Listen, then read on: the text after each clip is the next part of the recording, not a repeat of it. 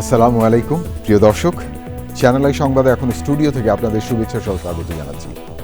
আর সংবাদের পুরোটা জুড়েই আপনাদের সঙ্গে থাকবো আমি সাইদুর রহমান। আশা করছি আপনারা আমাদের সঙ্গে থাকবেন।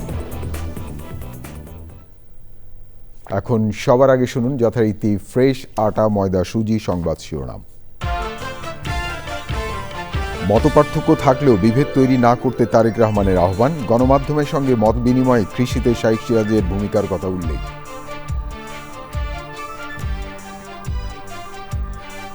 এখানে শাইখ সিরাজ বসে আছেন, ওনার একটি বিখ্যাত প্রোগ্রাম আছে কৃষি সংক্রান্ত। আমাদের দেশে কৃষকদের কি অবস্থা এখন, সেই বিষয়টি বোধহয় আমাদেরকে বিবেচনা করা উচিত। গ্যাস সংকটে চরম ভোগান্তিতে রাজধানীবাসী, বৈদ্যুতিক চুলায় রান্না করে গুনতে হচ্ছে বাড়তি বিদ্যুৎ বিল।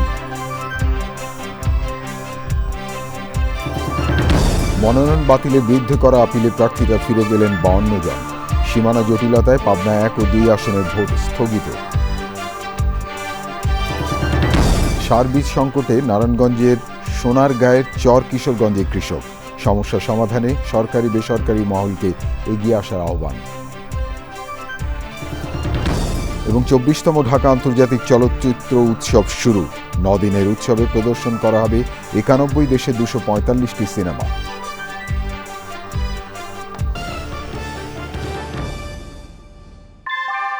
ভূমিকম্প সহনীয় মোস্ট ডিউরেবল দেশের প্রথম থার্মেক্স রড সালাম স্টিল। সালাম স্টিল বোঝে ডিউরেবিলিটি। সালাম স্টিল, মোস্ট ডিউরেবল স্টিল। ধন্যবাদ প্রিয় দর্শক আমাদের সাথে যোগ দেওয়ার জন্য। এতক্ষণ সংবাদ শিরোনাম শুনলেন, চলুন যাওয়া যাক পুরো খবরে। আর এখনকার এই সংবাদ আয়োজন একই সঙ্গে চ্যানেল আই ইউটিউব চ্যানেলে এবং চ্যানেল আই ওটিটি প্ল্যাটফর্ম আইস্ক্রিনে লাইভ স্ট্রিম হচ্ছে। বিএনপি চেয়ারম্যান তারেক রহমান বলেছেন, প্রতিহিংসার পরিণতি কি হয় তা 5 আগস্টের পর দেখা গেছে। বাংলাদেশ আর সেই জায়গায় ফিরে যেতে চায় না। রাজধানীতে গণমাধ্যম সম্পাদকদের সঙ্গে মত বিনিময়ে তিনি বলেন, মতপার্থক্য থাকতেই পারে, তবে বিভেদ তৈরি করা যাবে না। দেশের কৃষি উন্নয়নে চ্যানেল আই ও বার্তা প্রধান এবং কৃষি উন্নয়ন ও গণমাধ্যম ব্যক্তিত্ব শাইখ সিরাজের ভূমিকার প্রশংসা করেন তারেক রহমান। আরও জানাচ্ছেন রাহুল রায়। গত 25শে ডিসেম্বর 17 বছরের নির্বাসিত জীবন শেষে দেশে ফেরার পর থেকেই গুলশান কার্যালয়ে রাজনীতিবিদ থেকে শুরু করে কূটনীতিক, বিভিন্ন সংগঠন ও শ্রেণী পেশার মানুষ দেখা করছেন বিএনপির চেয়ারম্যান তারেক রহমানের সঙ্গে। রাজধানীর শেরাটন হোটেলে এবার বিভিন্ন গণমাধ্যমের সম্পাদক ও জ্যেষ্ঠ সাংবাদিকদের সঙ্গে মতবিনিময় করেছেন তিনি। গণমাধ্যম ব্যক্তিত্বরা মতামত তুলে ধরার পর কিছু প্রশ্নেরও উত্তর দেন তারেক রহমান। আমার যারা থাকবেন সাথে তাদেরকে আমি বিষয়টি বলবো। আসন্ন ত্রয়োদশ জাতীয় সংসদ নির্বাচনে জয়ী হয়ে সরকার গঠন করলে রাষ্ট্র গঠনের প্রতিটি খাতের পরিকল্পনার কথা আগেই জানিয়েছিলেন তিনি। দেশে ফেরার দিনেও বলেছিলেন, আই হ্যাভ এ প্ল্যান। বক্তব্যে সেই পরিকল্পনাগুলো আবারও তুলে ধরেন। কৃষি উন্নয়নে বিশেষভাবে উল্লেখ করেন চ্যানেল আইয়ের পরিচালক ও বার্তা প্রধান শাইখ সিরাজের কথা। এখানে শাইখ সিরাজ বসে আছেন, ওনার একটি বিখ্যাত প্রোগ্রাম আছে কৃষি সংক্রান্ত।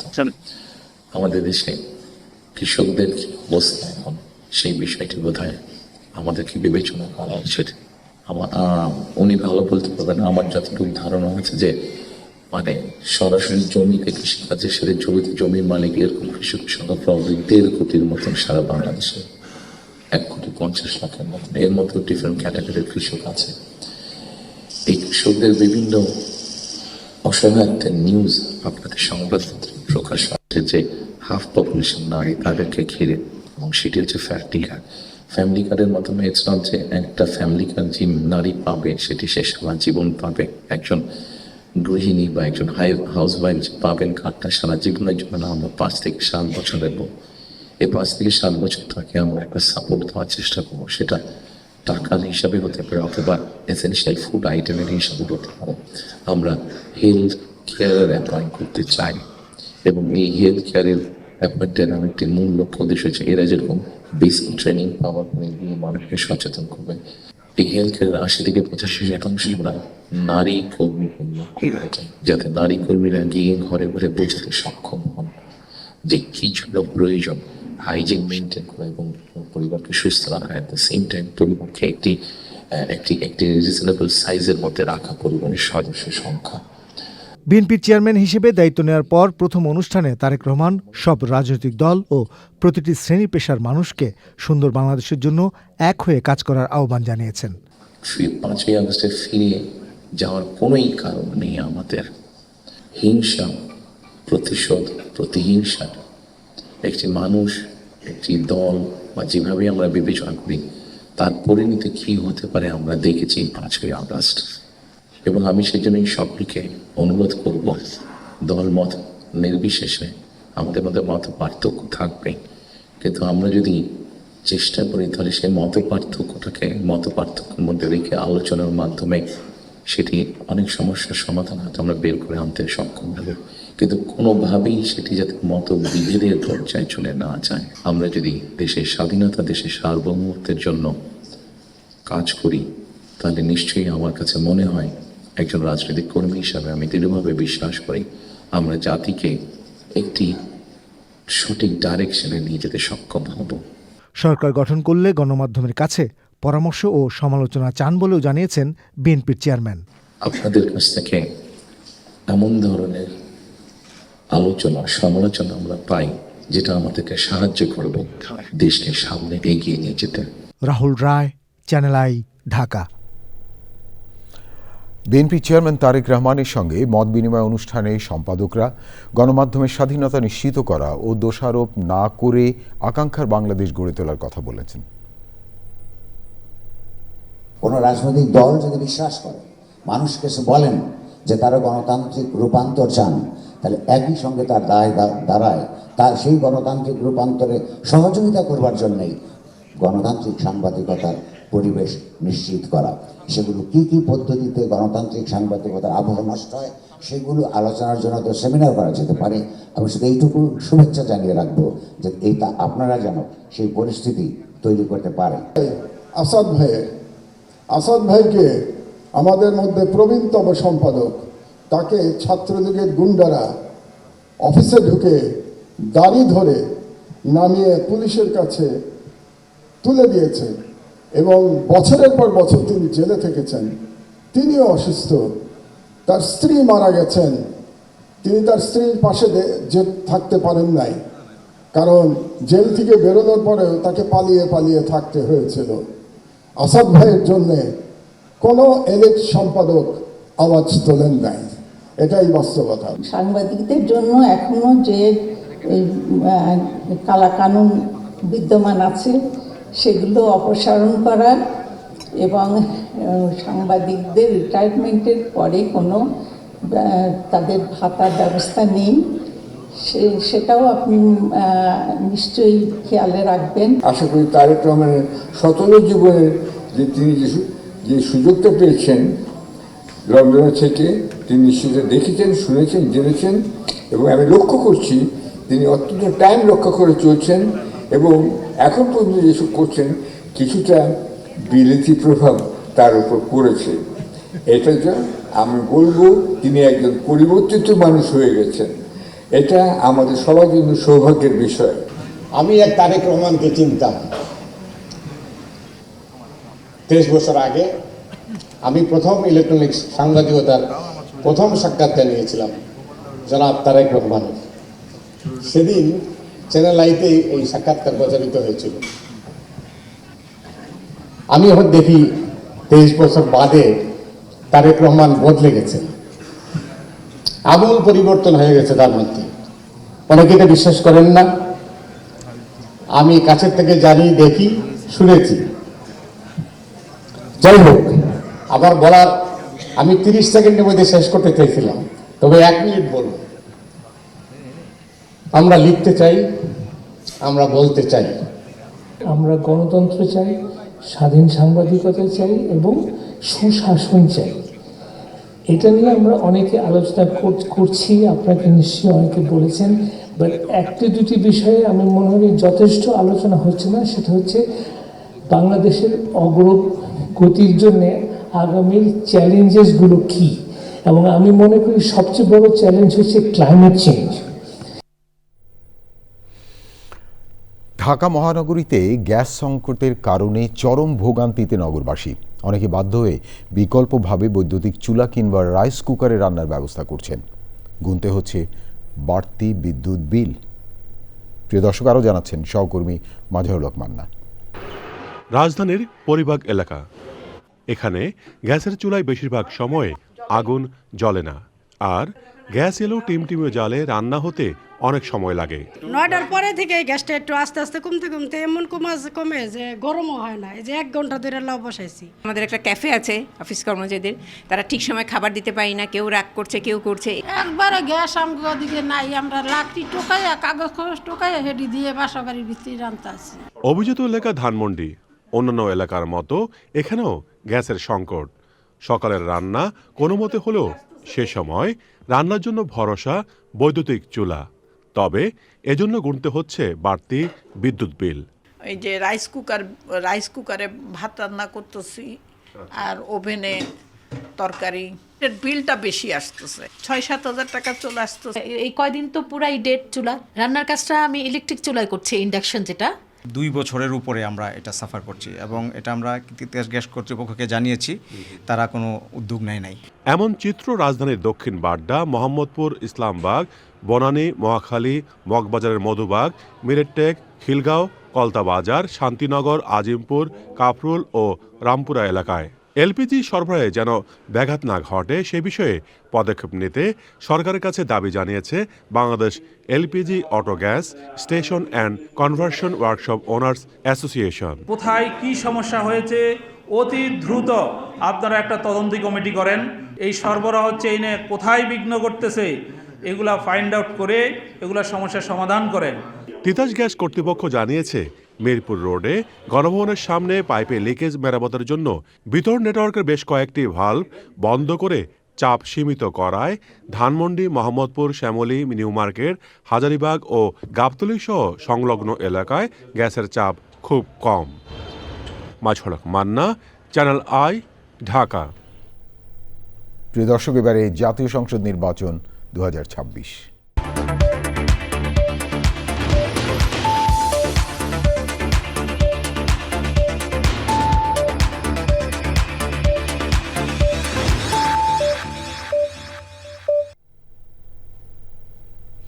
ত্রয়োদশ জাতীয় সংসদ নির্বাচনে মনোনয়নপত্র বাতিলের বিরুদ্ধে করা আপিলে প্রার্থিতা ফিরে পেয়েছেন 52 জন।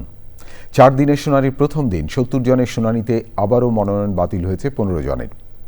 সীমানা জটিলতায় পাবনায় 1 ও 2 আসনে ভোট গ্রহণ স্থগিতের কথা আবারও জানিয়েছেন নির্বাচন কমিশন। রিপোর্টে আরও জানাচ্ছেন সাদি মাহমুদ।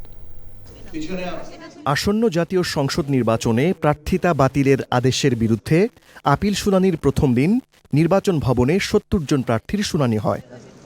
প্রার্থিতা ফিরে পেয়েছেন 52 জন, মনোনয়ন বাতিল হয়েছে 15 জনের, আর পেন্ডিং আছে 3 জনের। ঢাকা 9-এ স্বতন্ত্র প্রার্থী হিসেবে আমি যে মনোনয়নপত্র দিয়েছিলাম, আমার প্রার্থিতা বৈধ ঘোষণা করা হয়েছে। আমরা এখন স্বতন্ত্র প্রার্থী হিসেবে নির্বাচনে যে মার্কা সেটার জন্য আবেদন করতে পারবো। আমরা সেই প্রক্রিয়ায় আমাদের পছন্দ ফুটবল মার্কা, আমরা সেটা নিয়ে আবেদন করব, তারপর নির্বাচন কমিশনের সিদ্ধান্ত থাকবে। কক্সবাজার 2 আসনের জামাত মনোনীত প্রার্থী এমপি প্রার্থী জনাব HM হামিদুর রহমান আজাদ সাহেবের আপিলটি আজকে মঞ্জুর করা হয়েছে। সামান্য হলফনামা ত্রুটির জন্য সেটাকে বাতিল করা হয়েছিল, আজকে আমরা বৈধতা ফিরে পেয়েছি। সত্যের পথে আছি বলে আজকে আমার মনোনয়নপত্রটি কেউ আটকাতে পারেনি এবং আমরা প্রমাণ করেছি আমরা জনগণের সাথে আছি, জনগণের সাথে ছিলাম, জনগণের সাথে থাকব। প্রথম দিন জাতীয় পার্টির 12 প্রার্থীর মধ্যে 10 জনের প্রার্থিতা বৈধ হয়েছে। ইসলামী আন্দোলন বাংলাদেশের 5 জনের মধ্যে 4 জন প্রার্থিতা ফিরে পেয়েছেন। এই ভোটটি সুষ্ঠু হওয়া জাতির জন্য প্রয়োজন। এই ভোট সুষ্ঠু না হলে দেশে গৃহযুদ্ধ হতে পারে, রাজনৈতিক মতৈক্য বাড়তে পারে, দেশের অর্থনীতি ধ্বংস হতে পারে। এই ভোটটি দেশকে বাঁচাতে পারে যদি সুষ্ঠু ভোট হয়, যদি লেভেল প্লেইং ফিল্ড হয়। আমাদের যে বাকি আপিলগুলি আছে আগামীকাল থেকে আবার শুরু হবে, 14-15 তারিখ পর্যন্ত সেগুলি চলবে। সীমানা জটিলতায় এখনও পাবনার 2টি আসনের ভোট গ্রহণ স্থগিত রেখেছে ইসি। তথ্যগত অসম্পূর্ণতা ছিল, সেটাকে আমরা আজকে সম্পূর্ণ করে দেওয়া হয়েছে এবং কার্যক্রম স্থগিত আছে। এটাই হচ্ছে বর্তমান অবস্থান। এরপরে চর্চা করে তো কোনো লাভ নেই, আমি তো ঘুরে আবার ওইখানেই আসবো। রোববার থেকে মঙ্গলবার সকাল 10টা থেকে বিকেল 5টা পর্যন্ত 645টি আবেদনের শুনানি চলবে। সাদি Mahmud, channel I, Dhaka. Engineer সাহেব, বাড়ির ডিজাইন তো হলো, কিন্তু কোন রড দিয়ে বাড়ি বানাবো? অবশ্যই আকিজ ইস্পাত, কারণ ভালো মানের 500W রডের yield strength 500 MPa, tensile strength 625 MPa, আর সর্বোচ্চ গুণগত মানের আকিজ ইস্পাতের টেনসাইল স্ট্রেংথ 700 MPa, অর্থাৎ ভালো মানের রডের থেকেও 12% বেশি। বুঝেছি।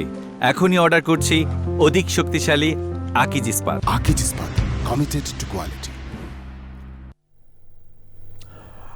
নারায়ণগঞ্জ জেলার সোনারগাঁও উপজেলার চর কিশোরগঞ্জে মেঘনার চরে কৃষকরা আবাদ করেছেন শীতের শাকসবজি। চরটির অবস্থানগত কারণে সার, বীজ সহ কৃষি উপকরণ নিয়ে বিভিন্ন সংকটে ভুগছেন বলে জানান স্থানীয় কৃষকরা। সমস্যা সমাধানে সরকারি বেসরকারি মহলকে এগিয়ে আসার দাবি জানিয়েছে তারা। প্রিয় দর্শক, বিস্তারিত শাইখ সিরাজের রিপোর্টে।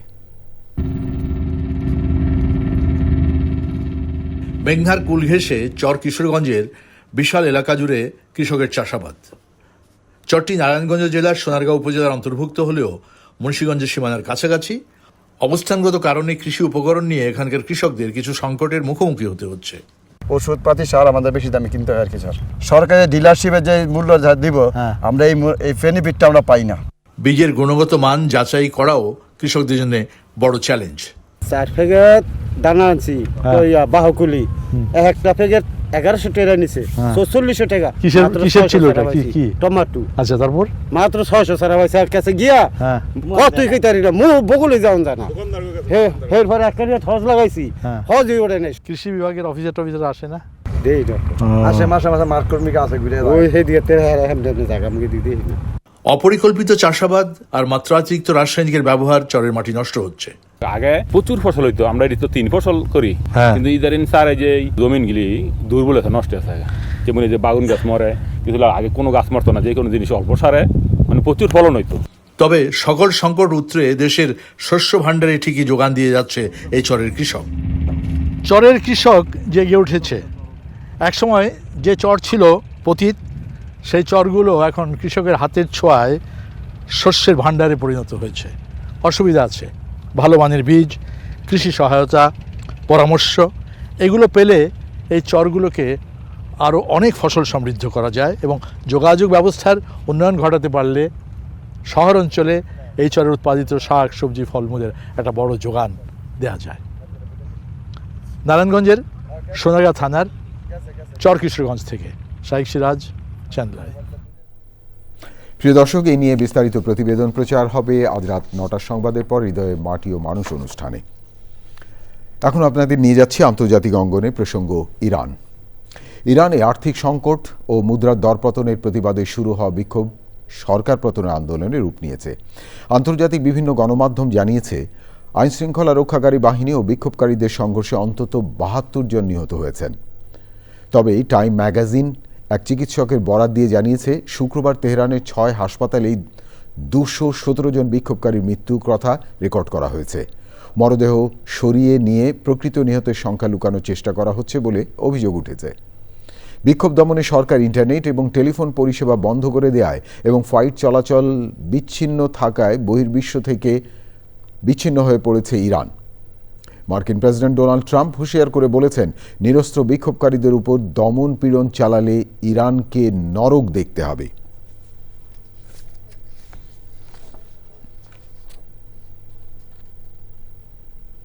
আমার হাতে এত খবর আছে প্রিয় দর্শক, দেখতে থাকুন চ্যানেল আই সংবাদ। এবারে বিরতি, আর বিরতির পর যা দেখতে পাবেন। মাদুরোকে আটকের পর যুক্তরাষ্ট্রের সাথে সম্পর্ক পুনঃস্থাপনের পথে ভেনেজুয়েলার অন্তর্বর্তী সরকার। রাশিয়া ও চীন থেকে রক্ষায় গ্রিনল্যান্ডের দখল চান ট্রাম্প। নিরাপত্তাজনিত ইস্যুতে ভারতের বদলে সহ আয়োজক শ্রীলঙ্কায় টি-20 বিশ্বকাপ খেলতে বাংলাদেশের আবেদনে এখনও সাড়া দেয়নি আইসিসি। তবে বিশ্ব ক্রিকেটার নিয়ন্ত্রক সংস্থার সঙ্গে নিয়মিত যোগাযোগ রাখছে বিসিবি। সিলেটে স্কুল ক্রিকেটের জার্সি এবং ট্রফি উন্মোচন অনুষ্ঠানে এসে তিনি আরও জানান, কলকাতার বদলে ভারতে অন্য ভেন্যুতে খেলার প্রস্তাবেও সমর্থন করবে না বাংলাদেশ ক্রিকেট বোর্ড। দেশকে সবার আগে অগ্রাধিকার দিয়ে 2026 টি-20 বিশ্বকাপে অংশ নিতে সব ধরনের চেষ্টা চালিয়ে যাচ্ছেন বিসিবি সভাপতি আমিনুল ইসলাম বুলবুল। বিশ্বাস করি বাংলাদেশ ওয়ার্ল্ড ক্রিকেটে একটা বড় দল, একটা ফুল মেম্বার। না, আমরা এখনও কোনো রেসপন্স পাইনি। আমরা ওটা যতগুলো লিঙ্ক দরকার, অ্যাটাচমেন্ট বা যতগুলো ইনফরমেশন দেওয়ার সব আমরা দিয়ে দিয়েছি। সো আমরা ওয়েট করছি আইসিসি আমাদেরকে কী জানায়। যেহেতু আপনারা জানেন যে আমরা এই বিশ্বকাপের ব্যাপারে একক সিদ্ধান্ত নিচ্ছি না, আমরা গভর্নমেন্টের সাথে আমরা আলোচনা করে সিদ্ধান্ত নেব এবং যেখানে আমরা দাঁড়িয়েছিলাম এখন সেখানেই আছি। আমরা তো দেশের মানুষের জন্যই খেলি ক্রিকেট এবং আমি আবারও বলছি এবং আগেও বলেছি, দেশ সবার আগে। আমিনুল ইসলাম বুলবুল, বিসিবি সভাপতি কথা বলছিলেন। প্রিয় দর্শক, এবারে আন্তর্জাতিক সংবাদ।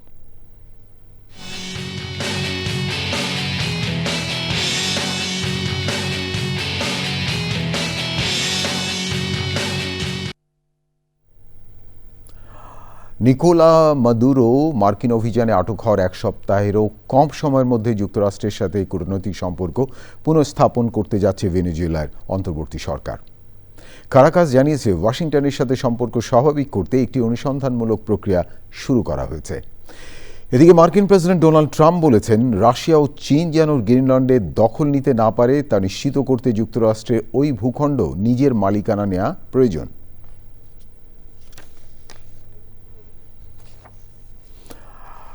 লক্ষ্মীপুরের রামগঞ্জে ম্যারাথন দৌড় প্রতিযোগিতা হয়েছে।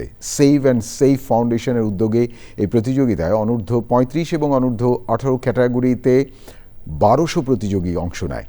প্রতিযোগীরা রামগঞ্জ উপজেলা শহরের শিশু পার্ক থেকে শুরু করে 10 কিলোমিটার পথ দৌড়ে আবার শিশু পার্ক এলাকায় গিয়ে শেষ হয়। এনসিপি কেন্দ্রীয় যুগ্ম আহ্বায়ক Mahbubur Rahman, save and save ফাউন্ডেশনের সভাপতি মাইনুদ্দিন রুবেল সহ আয়োজনে ব্যাপক দর্শক উপস্থিত ছিলেন। বিজয়ীদের হাতে ক্রেস্ট তুলে দেন মরিয়ম ফাউন্ডেশনের চেয়ারম্যান জাকির হোসেন পাটোয়ারি। দেশে নারী শিক্ষার অগ্রদূত হলিক্রস গার্লস হাই স্কুলের 75 বছর পূর্তিতে উৎসব হয়েছে। 3 দিনের বিশেষ আয়োজনের তৃতীয় দিনের অধিবেশনে প্রার্থনা, জাতীয় সঙ্গীত ও প্রদীপ প্রজ্বলনের মধ্য দিয়ে অনুষ্ঠানের সূচনা হয়। এতে প্রধান অতিথি ছিলেন হলিক্রস সংঘের সাবেক প্রেসিডেন্ট সিস্টার জয় গ্রেডি। অনুষ্ঠানে সাবেক শিক্ষার্থীদের সম্মাননা দেওয়া হয়। এছাড়া নৃত্যশিল্পী স্নাতা শেহরিনের প্রযোজনায় পরিবেশিত হয় কথক নৃত্য। শেষ দিনে নানা আয়োজনের অংশ হিসেবে র্যাফেল ড্রও ছিল।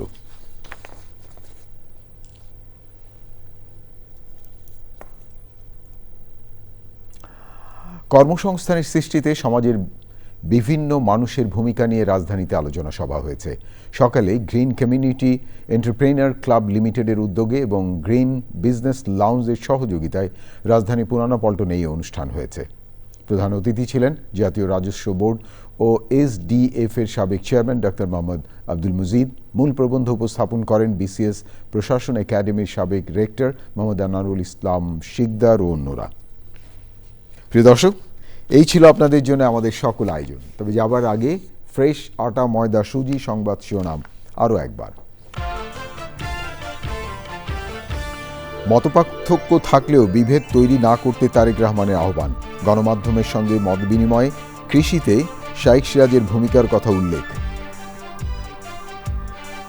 এখানে শাইখ সিরাজ বসে আছেন, একটি বিখ্যাত প্রোগ্রাম আছে কৃষি সংক্রান্ত। আমাদের দেশে কৃষকদের কি অবস্থা এখন, সেই বিষয়টি বোধহয় আমাদেরকে বিবেচনা করা উচিত। গ্যাস সংকটে চরম ভোগান্তিতে রাজধানীবাসী। বৈদ্যুতিক চুলায় রান্না করে গুনতে হচ্ছে বাড়তি বিদ্যুৎ বিল।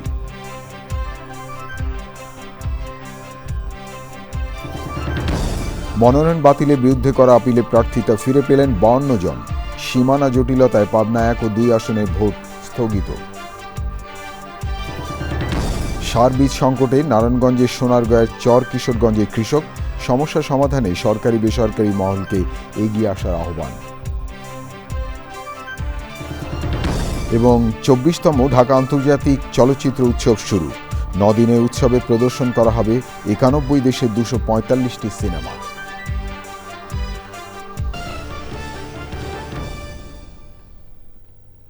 প্রিয় দর্শক, এতক্ষণ চ্যানেল আই সংবাদ দেখার জন্য অসংখ্য ধন্যবাদ। আর চ্যানেল আইয়ের সর্বশেষ সংবাদ জানতে ভিজিট করুন channelionline.com-এ আর যুক্ত থাকুন আমাদের সোশ্যাল মিডিয়া প্ল্যাটফর্মগুলোর সাথে। প্রিয় দর্শক, ভালো থাকবেন আর ভালো রাখবেন সবাইকে।